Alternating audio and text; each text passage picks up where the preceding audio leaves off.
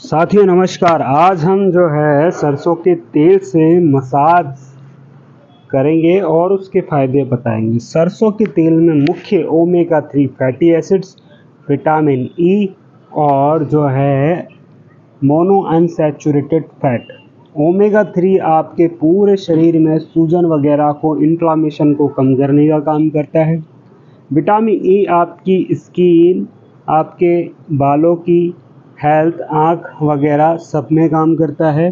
और mono unsaturated fat जो है आपकी दिल की धड़कन को बेहतर करने में और आपकी हार्ट जो होता है उसकी मांसपेशियों के लिए और आपके रक्त में जो एलडीएल कोलेस्ट्रॉल होता है, बैड कोलेस्ट्रॉल, उसको कम करने के लिए बहुत ही ज़्यादा फायदेमंद है। लेकिन सरसों का तेल जो है प्राचीन समय से चला आ रहा है और जब हम इसके अंदर पुराने समय में हमारी दादी या घर में मम्मी वगैरह यही इस्तेमाल करती थी। और इसके अंदर जब हम लहसुन को और ऐड कर देते हैं तो लहसुन एक जो है बहुत ही प्रसिद्ध औषधि है लहसुन। और इसके अंदर एलिसिन और बहुत ऐसे तत्व हैं जो खून को पतला करने में, रक्त संचार बढ़ाने में बहुत अनगिनत फ़ायदे हैं लहसुन के। तो जब ये दोनों तेल मिल जाते हैं आपस में तो ये बहुत ही एक अच्छा मसाज के लिए तेल बन जाता है। अब मैं बात कर लेता हूँ कि आप जब इस तेल को बनाएं, जैसे मैंने क्या कर रखा है, सरसों का तेल कांच की शीशी में रखा हुआ है और इसको मैं भर लेता हूँ और उसमें 4-5 लहसुन डाल देता हूँ और उसके बाद में धूप में इसको पकाता हूँ। ये छत पर रखता हूँ और धूप में ये पकता रहता है। इसको नीचे नहीं ले जाता, मैं अपने रूम में नहीं ले जाता, धूप में रोज़ पकता है। रोज़ इसकी क्वालिटी दिन पे दिन बेहतर होती जाती है। तो ये सबसे बेस्ट तेल बन जाता है लहसुन का। इसको इस्तेमाल करते हैं, फिर इसको हफ्ते भर बाद जब इसका तेल ख़त्म हो जाता है फिर वापस चेंज कर देते हैं, लहसुन को हटा देते हैं, फिर इसमें नया लहसुन डाल देते हैं। हफ्ते भर बाद चेंज कर लेते हैं, हफ्ते भर तक ये तेल चल जाता है। तो सबसे बेहतर तरीका क्या है आपको मसाज करने का? मसाज कैसे करनी है? आपके पैर जो है मजबूत हो जाएं, आपके शरीर के रक्त संचार बढ़ने लगे, सूजन कम हो जाए, दिल अच्छे से काम करे, तो करना क्या है, इस तरीके से मसाज करनी है हल्के हाथों से और ऊपर की तरफ करनी है।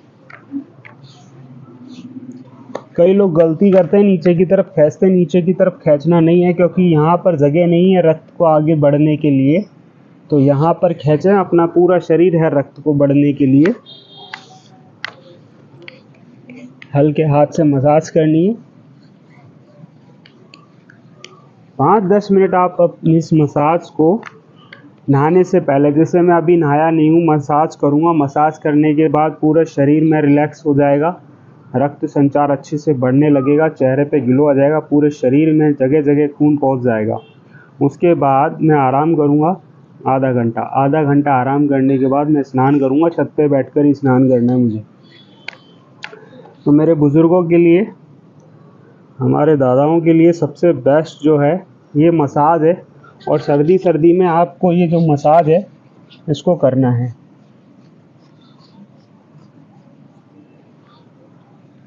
अपने पंजों में, नीचे अपनी जो है तलवे में,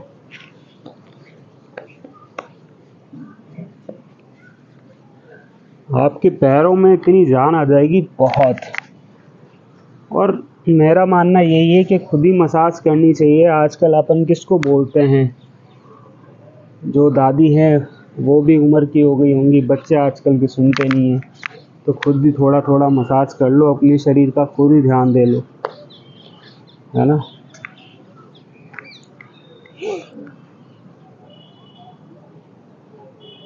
और ये इतना सर्दी में लाभकारी है, आपके धीरे धीरे कफ को ख़त्म करेगा शरीर में, है ना। क्योंकि कफ होता है शरीर में, बढ़ता है सर्दियों के समय के अंदर। ऊपर की तरफ मसाज करनी है, गलती नहीं करनी है। आपको घुटने भी मसाज करनी है।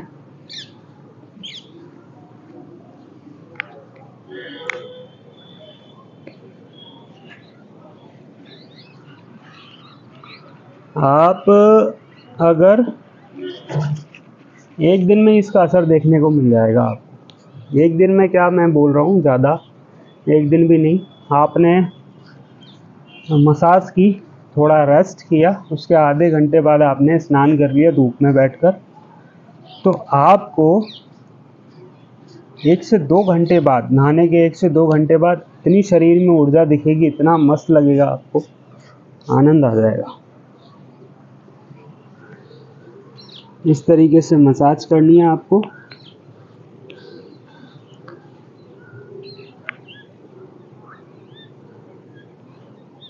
घुटने वगैरह सारे आपके तेल से मसाज करेंगे आप, स्वस्थ हो जाएगा।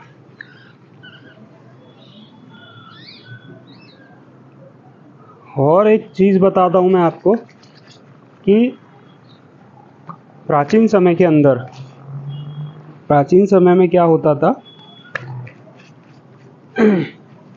औषधालय बने होते थे। औषधालयों में क्या होता था कि मसाज होती थी, मसाज। अब क्या होता था, राजा, सैनिक और मजदूर, राजा जब युद्ध के लिए जाते थे लड़ने, तो 1-1, 2-2 हज़ार किलोमीटर जाते थे, तो घोड़े पे थकान वगैरह हो जाती थी। सैनिक लड़ते थे हज़ारों की संख्या में, मजदूर बड़े बड़े महल बनाते थे, इन सबको ज़रूरत पड़ती थी मसाज की। तो ये मसाज जाते थे। तो अब मसाज का मतलब क्या होता है, प्राचीन समय से मसाज में जब हमारा अंदर से शरीर थका होता है, हमारे ऑर्गन्स थक जाते हैं, तो मसाज को कहते हैं अभ्यंग मालिश। अंदर के अंगों को पोषण देना, तेल मसाज के द्वारा पोषण देना उनको।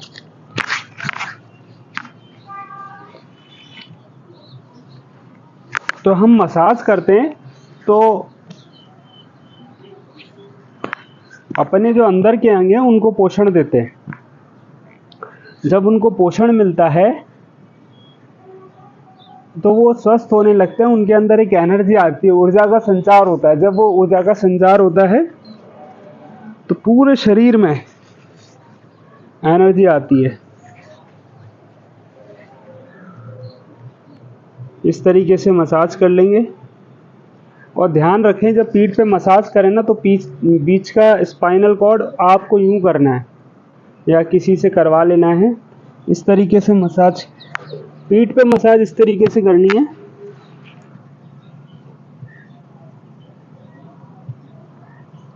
कभी भी यूं मसाज नहीं करनी है, पीठ पे यूं करनी है मसाज।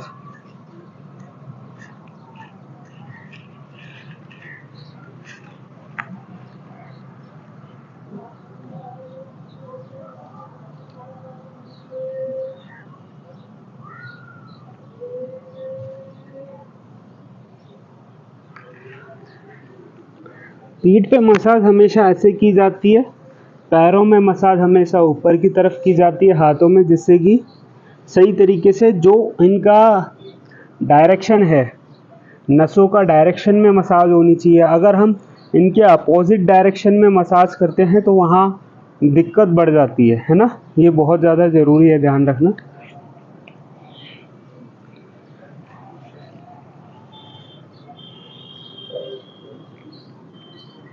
कांच की शीशी में सरसों का तेल रख लें।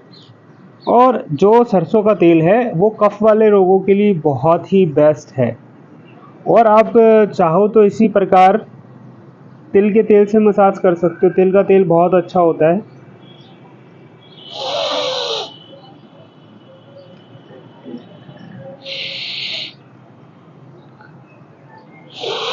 तिल के तेल में विटामिन ए और विटामिन डी बहुत अच्छी मात्रा में मिल जाते हैं।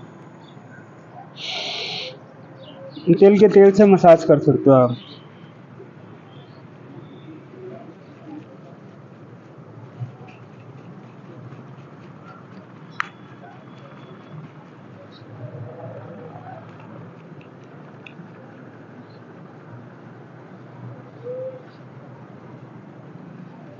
दस से 15 मिनट बुजुर्ग लोग जो घर पे रहते हैं अपने ऊपर आ जाएं, एक तेल और उससे थोड़ी बड़ी शीशी ले लें या कुछ भी रह रहे हैं, एक सुरक्षित जगह छत पर अपनी रख दें जहाँ पर धूप आती हो, और रेगुलर आएँ, धूप में बैठे मसाज करें, वापस उसको वहीं रख दें, दोबारा आएँ, उसका देखते रहें लेवल क्या है।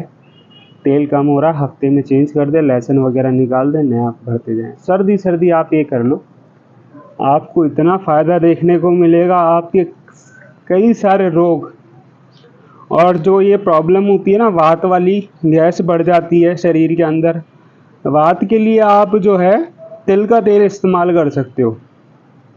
तिल के तेल में लहसुन डाल के उसको इस्तेमाल कर सकते हो, बहुत बढ़िया रहेगा।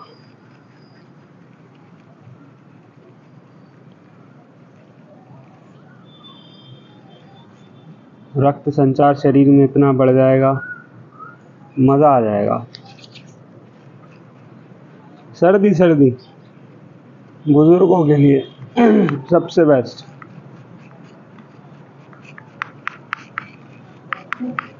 कफ जमा हो जाता है हमारी छाती में।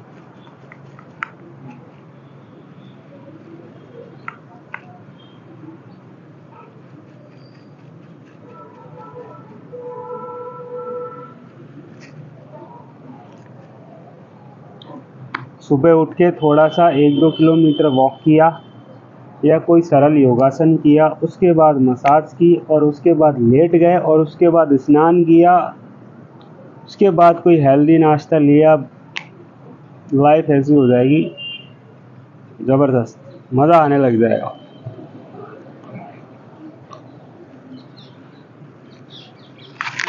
तो हमारे बाबूजी समझ गए होंगे। वीडियो लंबा हो रहा है, चलता हूँ, मैं विदा लेता हूँ। मिलूँगा अगले वीडियो में आपकी सेहत का ख्याल रखने के लिए कोई बेहतर नुस्खा या कोई एक्सरसाइज योगासन ज़रूर लेके आऊँगा मैं। फिर मिलेंगे नए वीडियो में, तब तक के लिए नमस्कार।